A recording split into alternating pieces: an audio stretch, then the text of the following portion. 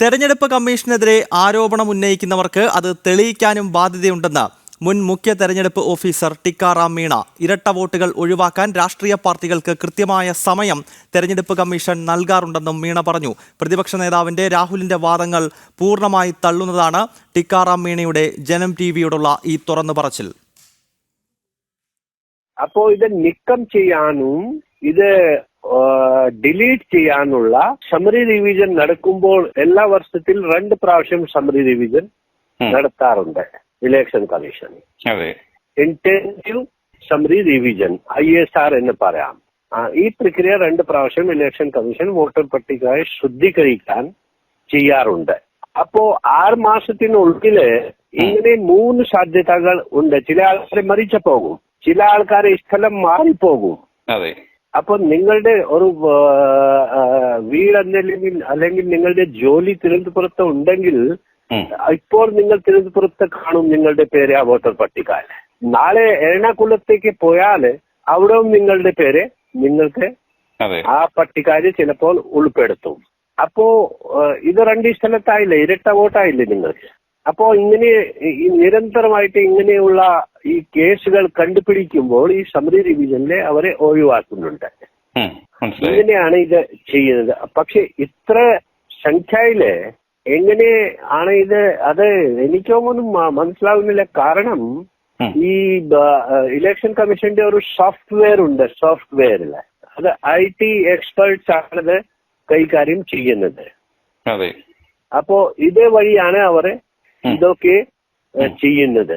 Because political party അവർക്ക് ഈ voter പട്ടികയിലെ വിശ്വാസം ഇല്ലെങ്കിൽ പിന്നെ ഈ ഇലക്ഷനിലെ പങ്കാളിയാക്കേണ്ട കാര്യമില്ല. അല്ല, അത് മാത്രമല്ല, ആ സമയത്ത് തീരുമാനിച്ചാൽ പോലെ ആ സമയത്ത് തന്നെ തീരുമാനിക്കണ്ടേ? കാര്യം ഈ പറയുന്ന സാർ നേരത്തെ പറഞ്ഞോണം, ഈ ഒരു പട്ടിക എല്ലാവർക്കും കൊടുക്കുന്നുണ്ട്, ആ സമയത്ത് തന്നെ തീരുമാനിക്കേണ്ടത്. അതെ, അത് ഒരു അവസരമാണ് അവർക്ക്. ആ സമയത്ത് തന്നെ ഇവർ ജാഗ്രത കാണിച്ചാൽ പിന്നെ എങ്ങനെയാണ് ഇതൊക്കെ അറിയില്ല. രാഹുലിന്റെ വിവാദ പരാമർശത്തോട് കേരളത്തിന്റെ മുൻ മുഖ്യ തെരഞ്ഞെടുപ്പ് ഓഫീസർ ടിക്കാറാം മീണ ജനം ടിവിയോട് നൽകിയ പ്രതികരണമാണ് ഇന്നലെയും ഇന്നുമായി നമ്മൾ വിശദമായി ചർച്ച ചെയ്യുന്നത്. രാജീവ് ഈ വാർത്തയുടെ കൂടുതൽ വിശദാംശങ്ങൾ നൽകും. രാജീവ്, രാഹുൽ ഗാന്ധിയെയും കോൺഗ്രസ് പാർട്ടിയെയും അക്ഷരാർത്ഥത്തിൽ പ്രതിരോധത്തിലാക്കുന്ന വെളിപ്പെടുത്തലാണ് ഈ ടിക്കാറാം മീണയുടെ ഭാഗത്ത് നിന്ന് ഉണ്ടാകുന്നത് എന്ന കാര്യത്തിൽ യാതൊരു സംശയവുമില്ല. ഇപ്പോൾ അദ്ദേഹം താങ്കളുമായി സംസാരിക്കുമ്പോൾ ചൂണ്ടിക്കാണിക്കുന്ന പ്രധാനപ്പെട്ട ഒരു വിഷയം, രാഹുൽ എന്തുകൊണ്ട് തെളിവുകൾ നൽകുന്നില്ല, അതായത് ഇത്തരത്തിൽ ഒരു വിവാദ പരാമർശം തെരഞ്ഞെടുപ്പ് കമ്മീഷൻ പോലെയുള്ള ഒരു സംവിധാനത്തിനെതിരെ ഉന്നയിക്കുന്ന ഘട്ടത്തിൽ അത് തെളിയിക്കുക എന്ന ബാധ്യത കൂടി ഈ ആരോപണം ഉന്നയിക്കുന്നവർക്ക് ഉണ്ട് എന്നല്ലേ ടിക്കാറാം മീണ ചൂണ്ടിക്കാട്ടുന്നത്? രാജീവ്, തീർച്ചയായും രാഹുലിന്റെ വാദങ്ങൾ പൂർണ്ണമായും തള്ളിക്കളഞ്ഞുകൊണ്ടാണ് ടിക്കാറാം മീണ നമ്മളോട് പ്രതികരിച്ചിരിക്കുന്നത്. ആരോപണങ്ങൾ ഉന്നയിക്കുകയാണെങ്കിൽ അത് തെളിയിക്കാനുള്ള ബാധ്യതയുണ്ട്. എങ്ങനെയാണ് ഇരട്ട വോട്ടുകൾ ഉണ്ടാകുന്നത് എന്ന് അദ്ദേഹം കൃത്യമായി തന്നെ ഇതിൽ വിശദീകരിക്കുന്നുണ്ട്. അതായത് ഈ വോട്ടുകൾ, അതായത് ഇരട്ട വോട്ടുകൾ ഉണ്ടാകുന്നുണ്ട്, അത് മുൻപ് തന്നെ ഉള്ള പ്രക്രിയയാണ്. ആ പ്രക്രിയയിൽ മാറ്റം വരുത്തുന്നതിന് വേണ്ടിയാണ് രാഷ്ട്രീയ പാർട്ടികളുടെ കൂടി സഹകരണം തെരഞ്ഞെടുപ്പ് കമ്മീഷൻ തേടാറുള്ളത്. അദ്ദേഹം വ്യക്തമാക്കുന്നതനുസരിച്ചാണെങ്കിൽ 6 മാസത്തിനുള്ളിൽ തന്നെ 3 തവണയാണ് ഈ തെരഞ്ഞെടുപ്പ് പ്രക്രിയയിൽ വോട്ടർ പട്ടിക ശുദ്ധീകരിക്കാനുള്ള ശ്രമങ്ങൾ തെരഞ്ഞെടുപ്പ് കമ്മീഷൻ നടത്തിക്കൊണ്ടിരിക്കുന്നത്. 3 തവണയായി ഇതിനുള്ള അവസരം രാഷ്ട്രീയ പാർട്ടികൾക്ക് നൽകാറുണ്ട്. ആ അവസരം വിനിയോഗിക്കാതെ എന്തിനാണ് ഇത്തരത്തിലുള്ള ആരോപണങ്ങൾ ഉന്നയിക്കുന്നത് എന്നാണ് അദ്ദേഹം ചോദിക്കുന്നത്. മാത്രമല്ല, ഇരട്ട വോട്ടുകളുമായി ബന്ധപ്പെട്ട കാര്യങ്ങൾ പരിശോധിക്കുകയാണെങ്കിൽ മുൻപും പല സംസ്ഥാനങ്ങളിലും, കേരളം ഉൾപ്പെടെയുള്ള പല സംസ്ഥാനങ്ങളിലും ഈ വിഷയം ഉയർന്നു വന്നതാണ്. ആ ഘട്ടത്തിലൊക്കെ അത് ചർച്ച ചെയ്തതാണ്, പലതരത്തിൽ പരിശോധിച്ചതാണ്. പക്ഷേ കൃത്യമായൊരു തെളിവുകൾ നൽകാൻ കഴിഞ്ഞില്ല. ഇനി ഇരട്ട വോട്ടുകൾ ഉണ്ടോ എന്ന് ചോദിച്ചാൽ അതിനും അദ്ദേഹം കൃത്യമായ തെളിവുകൾ പറയുന്നുണ്ട്. അതായത് ഒരു മണ്ഡലത്തിൽ വോട്ടുള്ള ആൾക്ക് മറ്റ് മണ്ഡലങ്ങളിലേക്ക് മാറുമ്പോൾ, അയാളുടെ താമസം മറ്റു മണ്ഡലത്തിലേക്ക് മാറുകയാണെങ്കിൽ ഒരുപക്ഷെ അവിടെയും വോട്ടുകൾ ഉണ്ടാകാം. അവിടെ നിന്ന് മറ്റൊരു സ്ഥലത്തേക്ക് ജോലി സംബന്ധമായി പോവുകയാണെങ്കിൽ അവിടെയും വോട്ടുകൾ ഉണ്ടാകാനുള്ള സാധ്യതയുണ്ട്. അങ്ങനെ ഇരട്ട വോട്ടുകൾ ഉണ്ട് എന്ന് അദ്ദേഹം സമ്മതിക്കുന്നുണ്ട്. പക്ഷേ അതിൽ മാറ്റം വരുത്താനുള്ള ശ്രമം തെരഞ്ഞെടുപ്പ് കമ്മീഷൻ കൃത്യമായി നടത്തുന്നുണ്ട് എന്ന് തന്നെയാണ് ടിക്കാറാം മീണ വ്യക്തമാക്കുന്നത്. നേരത്തെ അദ്ദേഹം മുഖ്യ തെരഞ്ഞെടുപ്പ് ഓഫീസറായിരുന്ന ഘട്ടത്തിലും ഇത്തരമൊരു പരാതി വ്യാപകമായി സംസ്ഥാനത്ത് ഉയർന്നു വന്നതാണ്. അന്ന് കോൺഗ്രസ് ആയിരുന്നു പരാതി നൽകിയത്. 2021 ഇതുമായി ബന്ധപ്പെട്ട പരാതി ടിക്കാറാം മീണയ്ക്കെതിരെ നൽകുന്നത്. അന്ന് സുപ്രീം കോടതി വരെ സമീപിക്കുന്ന സാഹചര്യം ഉണ്ടായിരുന്നു. എന്നാൽ കൃത്യമായി ആരോപണം തെളിയിക്കാൻ കഴിഞ്ഞില്ല. മാത്രമല്ല, തെരഞ്ഞെടുപ്പ് കമ്മീഷൻ, അന്ന് ടിക്കാറാം മീണ തന്നെയാണ് ഇതുമായി ബന്ധപ്പെട്ട തെളിവുകൾ നൽകിയത്.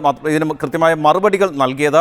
ആ ആരോപണങ്ങൾ അന്ന് ചൂടുപിടിച്ച് നിൽക്കുകയായിരുന്നു. CPM-നെതിരായിരുന്നു പ്രധാനമായും ആരോപണം ഉയർന്നത്. CPM-ന്റെ നേതൃത്വത്തിൽ വ്യാപകമായി കള്ളവോട്ടുകൾ ചേർക്കുന്നു, ഇരട്ട വോട്ടുകൾ സംസ്ഥാനത്ത് പ്രോത്സാഹിപ്പിക്കുന്നു എന്ന തരത്തിലുള്ള ആരോപണങ്ങൾ വളരെ ശക്തമായി ഉയർന്നിരുന്ന ഒരു ഘട്ടത്തിലായിരുന്നു അത്. അന്ന് കോൺഗ്രസ് തന്നെയാണ് പരാതി നൽകിയത്. അത്തരത്തിലുള്ള ആരോപണങ്ങൾ ഇപ്പോഴും നിലനിൽക്കുന്നു എന്ന് തന്നെയാണ് ടിക്കാറാം മീണ വ്യക്തമാക്കുന്നത്. കേരളത്തിൽ മാത്രമല്ല മറ്റ് സംസ്ഥാനങ്ങളിലും ഇരട്ട വോട്ടുകൾ ഉണ്ട്. പക്ഷേ രാഹുൽ ആരോപിക്കുന്ന രീതിയിൽ വ്യാപകമായി ഇത്തരത്തിൽ ക്രമക്കേടുകൾ ചെയ്യാൻ കഴിയില്ല. തെരഞ്ഞെടുപ്പ് കമ്മീഷൻ അറിഞ്ഞുകൊണ്ട് യാതൊരു തരത്തിലുള്ള ക്രമക്കേടുകളും ചെയ്യാൻ കഴിയില്ല എന്ന് തന്നെയാണ് മുഖ്യ തെരഞ്ഞെടുപ്പ് ഓഫീസർ കൂടിയായ ടിക്കാറാം മീണ വ്യക്തമാക്കുന്നത്. അദ്ദേഹം ഇപ്പോൾ രാജസ്ഥാനിലെ കോൺഗ്രസ് നേതാവ് കൂടിയാണ് എന്ന കാര്യം നമ്മൾ മനസ്സിലാക്കണം. മാത്രമല്ല കഴിഞ്ഞ നിയമസഭാ തെരഞ്ഞെടുപ്പിൽ രാജസ്ഥാനിലെ കോൺഗ്രസിന് വേണ്ടി പ്രകടന പത്രിക തയ്യാറാക്കിയ സമിതിയിലെ അംഗം കൂടിയായിരുന്നു ടിക്കാറാം മീണ. മാത്രമല്ല കേരളത്തിൽ അദ്ദേഹം പ്രവർത്തിക്കുന്ന സമയത്ത് വളരെ മികച്ച പ്രവർത്തനം അദ്ദേഹത്തിൻ്റെ ഭാഗത്ത് നിന്ന് ഉണ്ടായി എന്ന് തെരഞ്ഞെടുപ്പ് കമ്മീഷൻ ഉദ്യോഗസ്ഥർ പോലും സമ്മതിച്ചാണ്. അത്തരമൊരു ഉദ്യോഗസ്ഥനാണ് പറയുന്നത് തെരഞ്ഞെടുപ്പ് കമ്മീഷന്റെ ഭാഗത്ത് നിന്ന് ബോധപൂർവ്വം അത്തരത്തിലുള്ള ക്രമക്കേടുകൾ ഉണ്ടാകില്ല.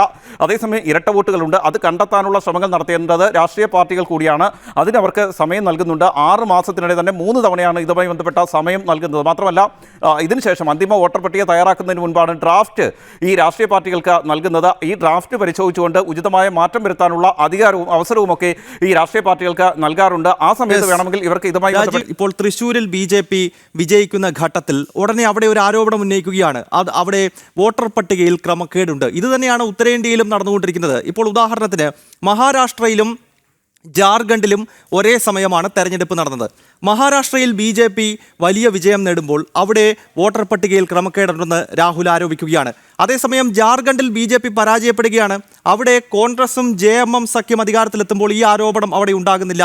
കർണാടക നിയമസഭാ തെരഞ്ഞെടുപ്പിൽ BJP അവിടെ ദയനീയമായി പരാജയപ്പെടുമ്പോൾ അവിടെ വോട്ടർ പട്ടികയ്ക്കെതിരെയോ വോട്ടിംഗ് മെഷീനെതിരെയോ പരാതി ഉയരുന്നില്ല. അപ്പോൾ ഇത് സ്വാഭാവികമായും പരാജയത്തിൽ നിന്നും രക്ഷ നേടാനുള്ള ചില വിദ്യകൾ മാത്രമായി ഇതിനെ ചുരുക്കിക്കാണണം എന്നാണ് BJP ഒരു ഭാഗത്ത് ചൂണ്ടിക്കാണിക്കുന്നത്. രാജീവ്, ഇപ്പോൾ ടിക്കാറാം മീണയെ പോലുള്ള തെരഞ്ഞെടുപ്പ് ഓഫീസർ എന്ന വലിയ പദവിയിലിരുന്ന ആളുകളും ഈ BJP നേതൃത്വം പറയുന്ന കാര്യം തന്നെയല്ലേ അവരും അടിവരയിട്ട് പറയുന്നത്?